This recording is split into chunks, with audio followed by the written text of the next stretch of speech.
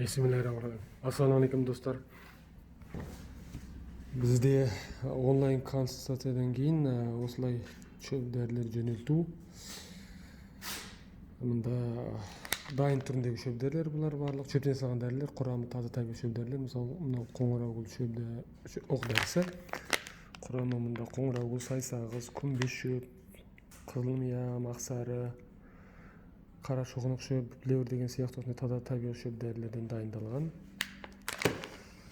Мынау да сол таблетка түрінде құрамы шөп дәрі. Қызыл марал шөбі емдейтін аурулары, қанды жандандыру, қан ұйығын ерітеді деген сияқты, жүрек ми қан тамырларына әсер етеді. Мына теңіз балдыры құрамы мында. Одан кейін мында шерменгүл шөп дәрілері. Енді бұл науқас бізде жүрек ауруларымен ем қабылдап жатыр. Жоғары қан қысым, қан тамыр тосылу деген сияқты. Алла тағала толық шипасын берсін.